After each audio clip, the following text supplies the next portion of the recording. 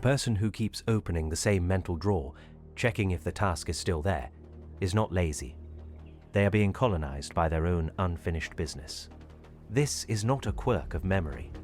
It is a siege engine built into your nervous system. Your brain treats an incomplete task like a predator that stopped mid-chase. It cannot release the tension because the loop is open, so it keeps scanning, keeps returning, burning attention on something that is not happening. You thought of someone else just now. That is the protection working. The weaponization is simple. Another person learns to leave things deliberately unfinished with you. A sentence that trails off. A promise never sealed. A conflict paused but never resolved. They do not need to remain in your life. They only need to leave the door cracked. Your brain will do the rest. It will furnish the room and guard the entrance. You are thinking this is about someone else. That thought is the protection. It is working. You are not remembering them. You are maintaining a siege on your own behalf.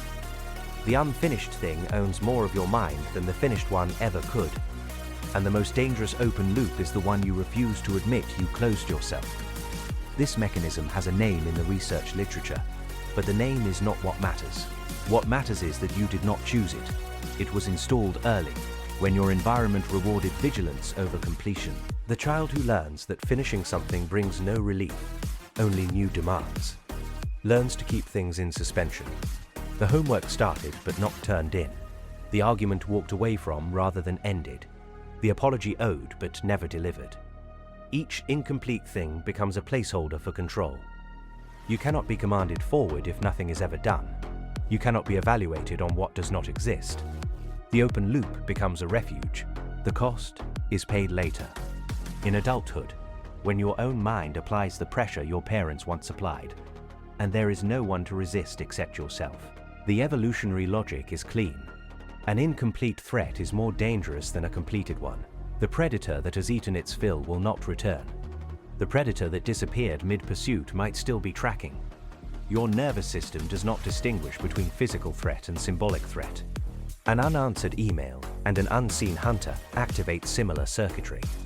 The modern environment exploits this relentlessly. Notifications are designed as open loops, messages left on read, emails marked unread. The infinite scroll is infinite because it never completes. Each platform has learned what your brain will do for free when the loop stays open. You are not the user. You are the crop. You are thinking of someone else again. Stop. Watch what this looks like in practice. The person drafts the resignation email 17 times. They do not send it. The conversation they rehearse in the shower. The argument they win alone. The boundary they prepare to set. The preparation replaces the action. The rehearsal becomes the event. In relationships, the confession composed at 3 a.m. but never spoken. The breakup initiated but withdrawn. The hard conversation scheduled, rescheduled, forgotten. Each near action keeps the relationship in stasis. Both parties suspended, neither moving forward nor released. The person who leaves things unfinished with others often has the densest collection of unfinished business with themselves. The diet started Monday, abandoned Wednesday, restarted the following Monday. The creative project outlined, researched, never executed. The research is the execution's replacement. Knowing about the book is safer than writing the book. The identity of someone who could write it is preferable to the identity of someone who tried and produced something imperfect. The high achievers version is the most deceptive. They complete externally visible tasks with precision. Their open loops are invisible, interior, carefully hidden. The conversation with their child they keep preparing for. The grief they have scheduled to process. The therapy sessions where they analyze the pattern without ever stepping outside it. They are so competent at completion that their incompetence at closure goes unnoticed. They finish projects. They do not finish feelings. The promotion arrives. The marriage continues. The body sends signals they interpret as stress, to be managed rather than messages to be received. Management keeps the loop open. Resolution would require acknowledging what the signal is saying. The psychologically literate person is worse off, not better. They have named the pattern. They can describe it in session. They can identify it in their friends. The vocabulary of attachment, of trauma response, of nervous system dysregulation becomes another form of the rehearsal. They are processing. They are doing the work. The work has no endpoint by design. Insight has replaced action. Understanding why they cannot close the loop has become the loop itself. They are not stuck despite their knowledge. They are stuck through it. The language protects them from the simpler, harder recognition. They do not want to finish. Finishing would mean becoming someone who finished. That person has consequences to face, deadlines to meet, standards to fall short of. The open loop preserves possibility. Closure delivers reality. I do not have this pattern. I have only watched it. What I find remarkable is how little knowing that changes anything for the person who does. The cost accumulates in ways that resist measurement, not the obvious cost of time lost to rumination, the deeper cost of identity erosion. The person who begins many things and finishes few slowly loses trust in their own word to themselves.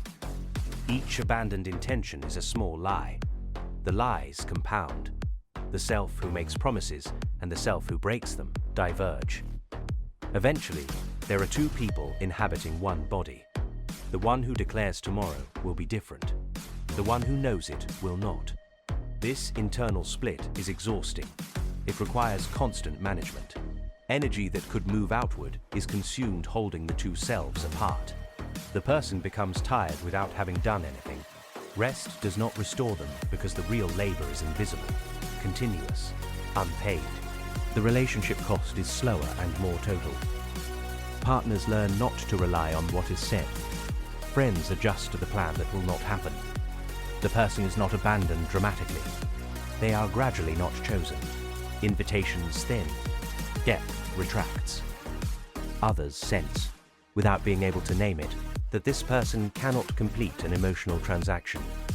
They receive warmth, but cannot return it in a form that settles. Something always hangs.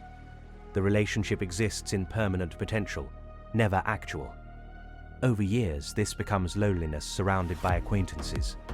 The person may not notice until late, when they try to call someone who knows them, and find the list is short, and the ones who answer do not know them at all. They know the performance. The performance was always the unfinished thing. There is a moment that comes, usually in middle age, sometimes earlier, sometimes never. The person recognizes that the architecture of their life was determined by what they would not finish. The career that plateaued because they would not have the difficult conversation with the superior who blocked them. The body that aged prematurely because the exercise routine was always starting next month. The child who grew up without knowing something essential because the explanation was always being prepared, never delivered. This recognition does not liberate. It haunts. The time available to correct course is visibly less than the time already spent. The math is cruel. The person who spent decades keeping loops open must now confront that they were not preserving possibility. They were spending it. The currency of their life went somewhere. It went to maintenance. It went to vigilance. It went to the siege engine that kept running after the war ended. Awareness rarely dissolves the pattern. The person who sees it usually sees it as another thing to understand, another loop to enter. They become aware of their unawareness. They study their studying. The rare exception is not the person who finally understands. It is the person who finally acts despite not understanding, who sends the email without perfect wording, who speaks the boundary without rehearsed phrasing, who accepts that completion will feel like loss and proceeds anyway. These people do not feel ready. They do not feel resolved. They feel the same pull towards suspension that everyone feels. They act in the presence of the pull. The action is not dramatic. It is small, specific, and followed by another. The momentum builds slowly. It is easily disrupted. Most who start this path return to the loop. The comfort of the open door is ancient. The courage to close it is recent, fragile, and must be repeated each time. The most dangerous open loop is the one you refuse to admit you closed yourself. The friendship you let die, while claiming it, still lives.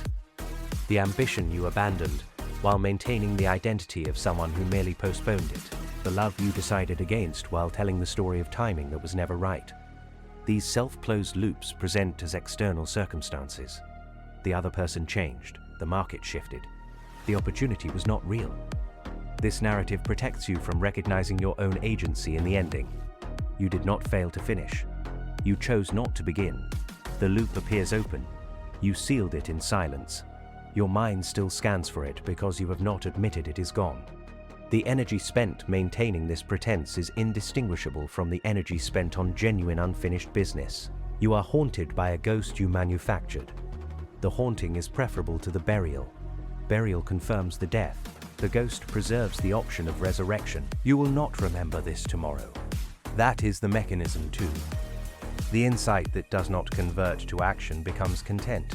Content is consumed and forgotten. The loop remains. It always remains.